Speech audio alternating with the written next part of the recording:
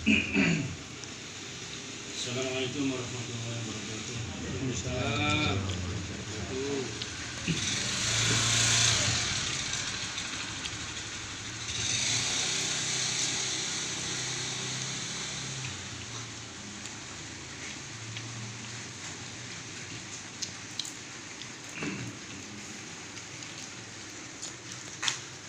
Alhamdulilladzi an'amana bi ni'matil iman wal islam wa nusalli wa sallim ala khairil anam Muhammadin wa ala alihi wa sahbihi ajma'in. Amma ba'd.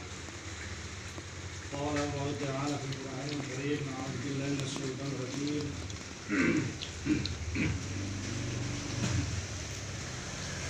وَلَنَبْلُوَنَّكُمْ بِشَيْءٍ مِنَ الْخَوْفِ وَالْجُوعِ وَنَقْصٍ مِنَ الْأَمْوَالِ وَالْأَنفُسِ وَالثَّمَرَاتِ وَبَشِّرِ الصَّابِرِينَ. Shadaqallahul Azim.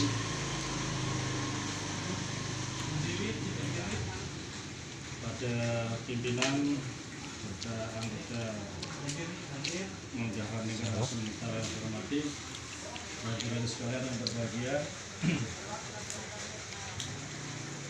alhamdulillah, marilah kita ucapkan kepada Allah Subhanahu wa taala di mana pada malam ini masih memberikan nikmat kepada kita sehingga pada malam ini kita masih bisa bertemu berwajahan dalam rangka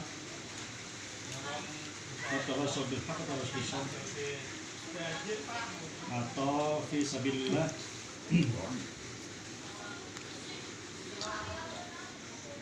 Sholawat dan Islam kita haturkan kepada Nabi kita, Nabi Agung Muhammad Rasulullah SAW. Semoga kita senantiasa mendapatkan syafaatnya atas izin Allah pada hari kemudian nanti. Amin Allahumma. Hadirin sekalian yang saya hormati,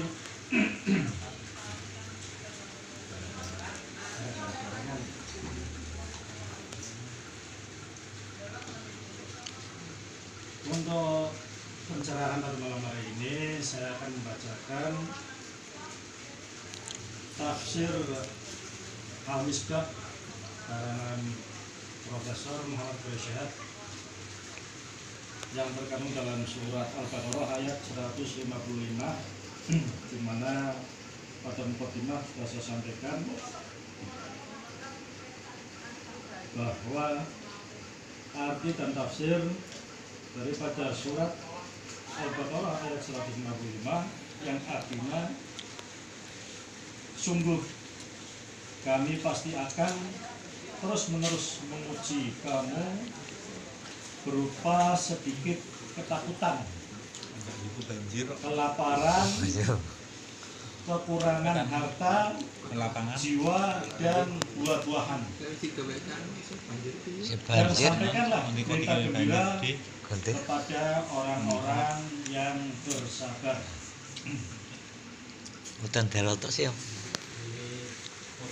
Bahwa firman-Nya, sungguh kami pasti akan terus-menerus menguji kamu, mengisyaratkan bahwa hakikat kehidupan dunia antara lain ditandai oleh keniscayaan adanya cobaan yang beraneka ragam. Ujian atau cobaan yang dihadapi itu pada hakikatnya sedikit, sehingga betapapun besarnya ia sedikit jika dibandingkan dengan imbalan dan ganjaran yang akan diterima. Cobaan itu sedikit karena apa? Karena betapapun besarnya cobaan, ia dapat menjadi dalam bentuk yang lebih besar daripada yang telah terjadi. Bukankah ketika mengalami setiap bencana, ucapan yang sering terdengar adalah untung hanya begitu? Ia sedikit karena cobaan dan ujian yang besar adalah kegagalan menghadapi cobaan, khususnya dalam kehidupan beragama.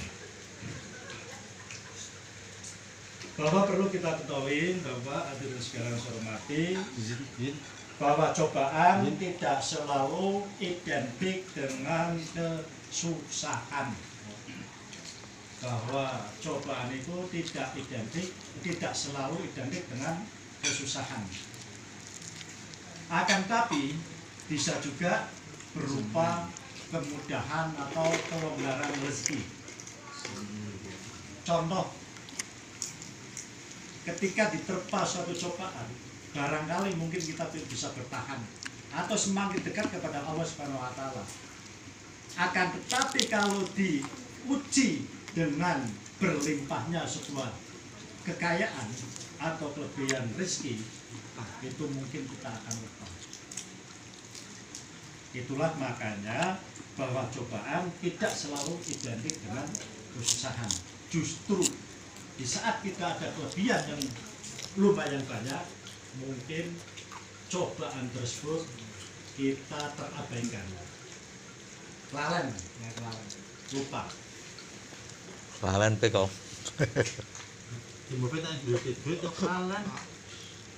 Apalagi tadi sudah disampaikan bahwa cobaan yang kita terima itu kalau di persentase itu cuma sedikit. Karena apa? Karena dari kita lahir sampai sekarang kalau kita hitung nikmat Allah yang kita berikan itu kita tidak akan bisa menghitungnya. Artinya apa? Maka logis sekali apabila cobaan yang kita terima itu lebih sedikit. Karena apa? Karena kita masih bisa mensyukuri nikmat yang kita terima. Ujian yang diberikan Allah sedikit, kadarnya sedikit bila dibandingkan dengan potensi yang telah dianugerahkan. Atau potensi yang telah dianugerahkan Allah Subhanahu wa taala kepada manusia. Ia hanya sedikit sehingga setiap yang diuji akan mampu memikulnya jika ia menggunakan potensi-potensi yang dianugerahkan oleh Allah Subhanahu wa taala tersebut. Artinya apa? Artinya tadi ketika kita diuji kok sabar bisa terlewati, artinya kita mampu mengelola potensi-potensi yang ada yang diberikan oleh Allah Subhanahu wa taala.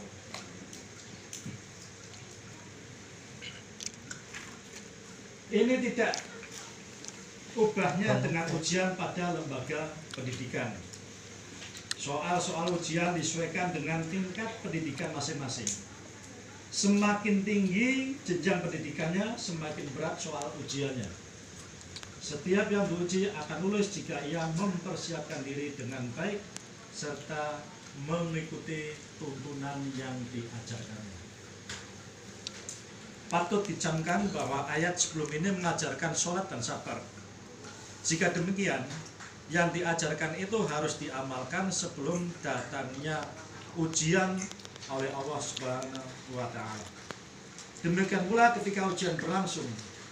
Itu sebabnya Rasulullah SAW sebagaimana diriwayatkan oleh Imam Ahmad melalui sahabat Nabi SAW yang bernama Hudzaifah ibnu Al-Yaman, bahwa apabila beliau dihadapkan pada satu kesulitan atau ujian, beliau melaksanakan sholat.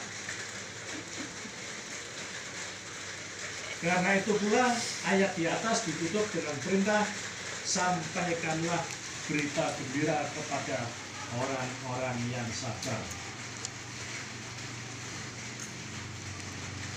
Kata as-sabru atau sabar yang dimaksud yaitu mencakup banyak hal. Sabar menghadapi ejekan dan rayuan. Sabar melaksanakan perintah dan menjauhi segala larangan. Sabar dalam petaka dan kesulitan, serta sabar dalam berjuang menegakkan kebenaran dan keadilan. Ternyata sabar itu begitu kompleksnya ya. Jadi yang namanya sabar tidak semudah apa yang kita ucapkan.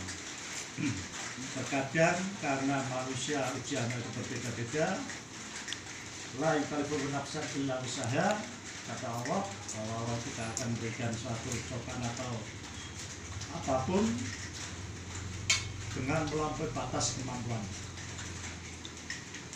Artinya apa? Sudah diukur oleh Allah. Bu Sari, ilmu musmine, tingkat kesabaran musmine, kene tak wene rada dhuwur, gimlang. Kencang.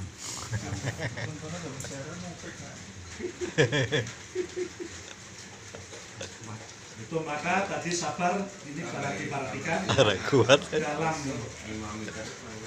dalam kata asobru ini menurut Profesor Persehat, asobru atau sabar yang dimaksud mencakup banyak hal, yaitu sabar menghadapi ejekan dan rayuan, sabar melaksanakan perintah dan menjauhi larangan, sabar dalam petaka dan kesulitan.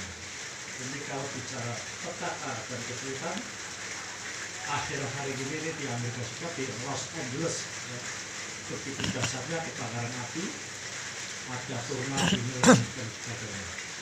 Ngeri, neraka ini. Serta sabar dalam perjuangan menegakkan kebenaran dan keadilan. Demikianlah yang bisa sampaikan. Semoga apa yang sabar ini dipek bermanfaat bagi kita sekalian. Nanti untuk selebihnya kita bisa sampaikan pada kesempatan lain. Kurang lebihnya mohon maaf. Wabillahi taufiq. Wassalamualaikum warahmatullahi wabarakatuh.